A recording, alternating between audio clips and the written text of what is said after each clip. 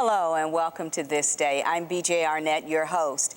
Today we're going to be talking about something that really is kind of an undercover kind of conversation.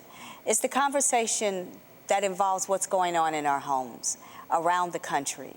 There are situations where we just have to recognize that children are being abused within our homes. And to speak to this better than anyone else that I know of is Steve Simpson, who is a child advocate. He is a child abuse survivor. He's a media commentator, and he's got a way to help us get our children past painful moments. It may not be something that you consider much, but it could be quite a bit to your child, to the child in your neighborhood, to the child in your school. Steve Simpson, thank you for joining us. My pleasure. Thanks for having me. Talk to us about why this is so important to you personally, that we get a hold of child abuse, and what brought you to being a child advocate. Well, sure, because again, as you said, I was a victim of child abuse. And I know the damage it did to me both physically and mentally. And I know how much there is out there. You know, there's not much discussion about it, and it's such a big problem. We discussed 1 out of every 5 children is a child of an alcoholic today. That statistic alone, every classroom, that means 1 out of every 5 kids falls in the category have an alcoholic or drug addict that's a parent, and most of them are being abused, like in my cell. And it's very important because now, after this whole pandemic and the quarantine, one thing that I picked up on when I was young, one thing I learned right away is don't spend any time with my father. The more I could be distant from him, my father was the abuser. He was a violent alcoholic. And I knew that the less time I spent, the less chance I had of being abused. Yeah. And now look what happened. Now, last year, things were shut down, no school, parents were home from work, and you were trapped with your abuser, trapped with them. And if I was young, I probably would have run away, which I did when I was younger as well. So now we have to take into account that all these children have lived with this. So when teachers see a child that tells anymore, it's not the quarantine, it's what happened during the quarantine. Right. And you know, that you brought up a perspective that I hadn't thought about. During the quarantine, children go home. Parents are home. Everybody's at home together. And then there's the added frustration for the parent of not being able to do what they would normally do to provide for their families. So that pressure rises, and that child is in the midst of all of that. Absolutely, absolutely. And even some parents that were getting help, whether in AA or therapy, they couldn't get to it, you know, which was a dangerous thing for the children. And the other part to bring out, which is very important, there's physical abuse and verbal abuse. I had both. You know, and my father, I always say, had a snap temper. He can hit you out of nowhere. You could have a nice conversation with him. All of a sudden, he's throwing something at you, pushing you, punching you. That was devastating enough. But the verbal abuse, that's what shattered my self-esteem. Here, since I literally can remember how I was worthless, I was stupid, and that did the most. In fact, it was the verbal abuse that caused me to become suicidal. By the time I was 11 years old, I said, well, this is hopeless, you know. And I want to stress about suicide for a second. I didn't want to die, I just didn't want to live. And you might say, it's the same thing. No, it's not. I didn't. It was like being dead. I was never dead before.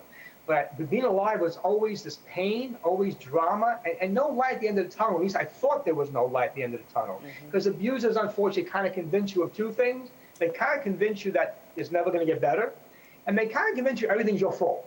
It's always your fault, you know. And as I mentioned, I always say, everyone knows what an A student was. I was a Z student, okay, until I got help. The opposite, always failing, always in trouble in school. So I felt I deserved the abuse I got. Now, I wouldn't even study. My friends would say, why don't you just study, man? And I would say, what's the use? Because I really thought I would fail. I'll give you something I remember. I always wrote, even as a boy, I was always a writer. I would cut school from 3rd grade on. Wow. And I got away well then because no one dreamed I was actually ditching school. You know where I would go, though? I went to the local public library. Now, picture this. And I would always ask the librarian for paper. Can I have a pen and paper? And they'd give it to me. I'd either read books or I'd write poems, short stories. Now, what's wrong with this picture? This kid thinks he's a failure and he's ditching school, but he's going to the library to write and to read. That's the epitome of a low self-esteem. Yes. You know. And now, fortunately for me, I ran away a bit, and eventually Protective Services stepped in. And I ended up in foster care, which, by the way, I was in 2 foster homes. one for a month, one for a year. Both were very positive experiences, wonderful people. You know, you hear a lot of negative things you hear. Yeah, you hear a lot of negative. Wonderful experiences I had. And they were friends of other parents I met, and they were also very nice people. And during that time period, my mom was able to regroup herself, distance herself from my dad. And during that time period, I had mandated, I had to go to these self-help groups, no choice in that, and therapy. But the self-help group, this was a revelation to me, and anyone watching this can share this with anyone they think is being abused or has a self-esteem issue. So first I walk in, by the way, I was always jealous of the smart kids in class. I pick on them all the time because I thought they had wonderful lives. Well, I walk in this meeting and there's smart kids there. I'm saying, what are you doing here? Wow. Well, those kids tried suicide more time than I thought about it, okay? And this was key. Their alcoholic, abusive parent called them the same names that mine called me. And I said, wait a minute, I can see me. I'm on the 10 most hated list of teachers. but you're an A student. And that was the conclusion. It had nothing to do with me. An abuser doesn't abuse you because you're not well in school or because you're fast or you're slow or whatever you are.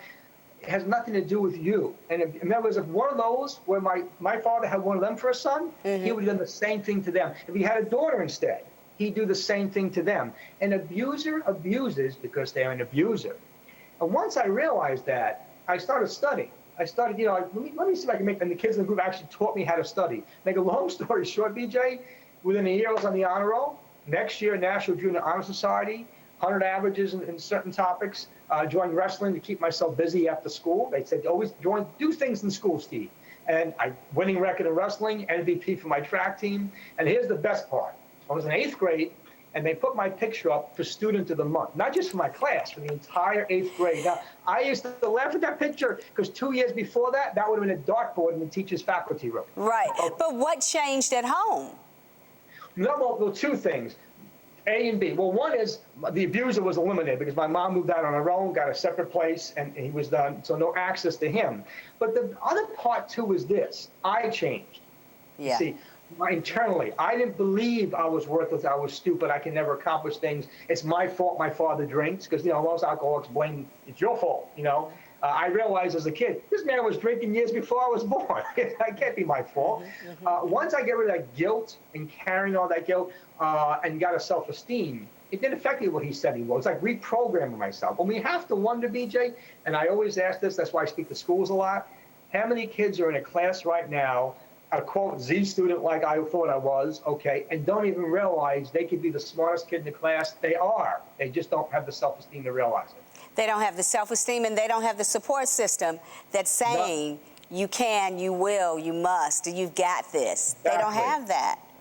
No one building this. So most parents nurture the kids. You know what I'm saying? You can do it. You know, when you have the opposite, I always tell people, you ever see a story on a hostage situation, people hostage, and then they're freed? And what do they always say? What got you through this? Thinking of going home to my family, thinking of my family. Yeah. Well, a lot of the things to an abuse victim at home are being said to them like they're a hostage victim, okay? Except there's no going home, they are home. It's their parents doing all this abusing. So that's a point I was bringing out. But, you know, with all that happened in your life, you decided to take the road of going to the library and writing poems, and then now to look at your life now as a child advocate. You've been writing stories that speak to the need of the children and how to help the children speak from their inner voice that will come right out to someone that can actually help them. Talk to us about these publications, about these books that will help children who are in this situation. Well, one of the hardest things, BJ, I realize is to get life's information to a child. Because if you came to me in the worst of my abuse, and when I was suicidal, would you like this? I don't need that. I would be embarrassed. So how do you get them? So what I did was this. First, I wrote what's called the Teenage and Young Adult Survival Handbook. And it talks my personal, I'm not preaching, it's my personal experiences. There's topics on suicide, abuse, self-esteem, surviving the holidays in a dysfunctional home, all these, bullying, all these things are in there. But how I survived it so a young person can relate and say, okay, I relate to this man, that's what I'm going through. But I give them hope, this is how I survived. I also give resources throughout that. I always encourage them to always go get the help, go to the school counselor, go to the school social worker. You know, people used to tell me that for years. I go, I know what they're going to say. I was wrong. They had a lot of information I didn't know, and they were able to help me. But here's the key: what I did was a little different. So, Steve, but how do you get that book to that young person without them pushing it away? I have 4 fiction novels. The young adult fiction, they're action-packed. They read like a movie, someone would say. No, but that's why I would say, yeah, Steve, just make a great movie. So I have a lot of people buy the books just for the fiction parts. They enjoy them. They're exciting. However, the Young Adult Survival Handbook is an insert in any of my 4 fiction books. It's like a nonfiction insert in the fiction. Right. So now, if you want to give it to a young, let's say you're the aunt or the uncle or concerned someone, hey, I want to get this information to this young person. You hand them the book, what do you give me that for? No, I know you love these stories. They look at the cover and they see this exciting fiction book. You just say a prayer while they're reading, they say, well, what's this other book inside? And then they can see, oh, in reverse, if they want the help, they're not embarrassed. If they ask for the book in a school or a library, why do you want that? Well, I love these science fiction stories. I love this type of stuff. And no one would question it. But they don't know inside that science fiction is a nonfiction that would help them. No one, I want to give them a hope that there is, you don't have to live like this. You didn't cause your abuse. You don't deserve it. And also the self-esteem that you can be better. So that's the unique thing about the books. To get life-saving information to young people without embarrassing them. That's key, because one of the things that teenagers are really sensitive, and at the point where they're growing from teenager to young adult, there's this very, very difficult place where embarrassment does not work. And you've got to become the person that they'll come to talk to, the person that they'll confide in, if you will. And I see this as a way to make that happen. And I always say, if you're the aunt or the uncle or the grandparent, and you suspect 1% there's abuse in your niece or grandchild's house, there is. What do? Take them to lunch. Take them to sleep over. Get them out of the environment. Maybe they'll open up to you. But if they even don't, give them compliments, okay? Let you be the person that counteracts the negative. Right. Okay? I always said that. Another thing I always tell people, whether it's a school or even us adults at work, okay? You know, sometimes like some people like the kid and everyone jokes, and they got that one person at school or work that always overreacts, you know? And what's wrong with her? What's wrong with him? You can never take a joke. It could be because they've been abused at home. Right. Whether it's a parent, whether it's a significant other, whoever it is. So I would say, if you see that reaction to someone at school or at work, back off them and reverse it. Start giving them compliments. They might tell you one day you were one of the only people that made them feel good about themselves. Oh, man, that's so important. Because at that place where a child or a young adult or teenager is vulnerable, they need some adult to step in and say something good, something positive, something that makes them feel like not all adults are going to hurt them. And that is super important. Your books are fantastic covers that draw young people. I have to say to you again, A Child's Island, Runaway, The World is Wrong, Who Am I? All have these wonderful covers by Steve Simpson. They are drawing and they draw young people in. Steve, thank you so much for this time with you, because this is an important issue, and it's one that people don't want to really talk about, because certainly it's not happening in my home, and it's not happening in our neighborhood or with my friends. And it's happening more than we think, because our children are not us.